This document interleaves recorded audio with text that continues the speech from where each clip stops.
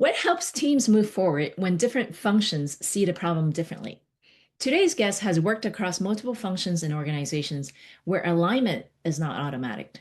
Joining us is Matt Meldorf, a physician and biopharma leader with experience across several areas of drug development and executive leadership. Hi, Matt.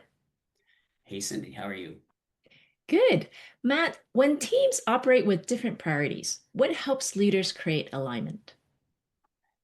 The way I think about this question is first, leaders can't create alignment. As a leader, I would empower my teams. I would look to them to find a way to reach alignment long before I would get into the mix.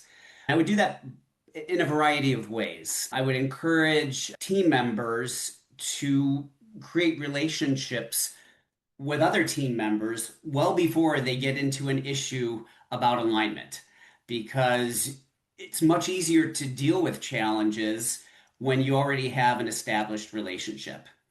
I think about relationships as built on a foundation of trust. I think many people view it that way. Trust isn't built in a day. Usually it's built over time. So I encourage teammates to meet regularly at whatever frequency makes sense to them to create this relationship so that relationship is in place when issues arise, when challenges arise.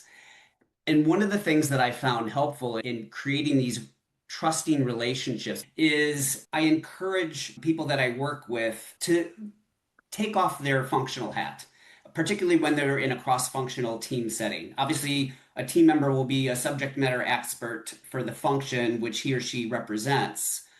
It instills trust in other team members if they see that that person is willing to take off their functional hat and think about issues from different perspectives and perhaps even to roll up their sleeves and get involved with some of the other functions or some issues that aren't related directly to their functional area.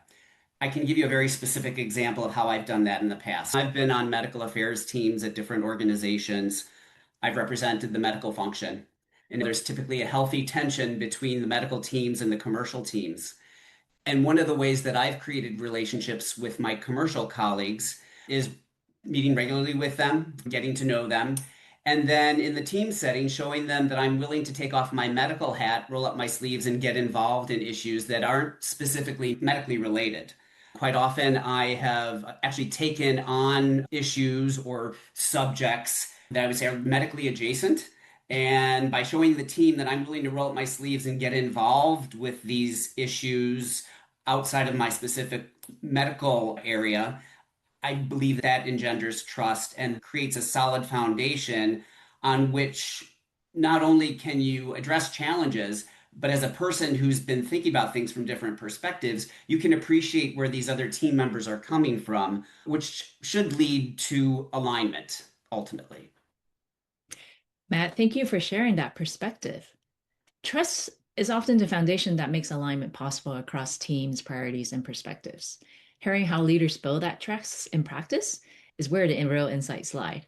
For conversations with leaders and coaches, subscribe to the Alefitt channel.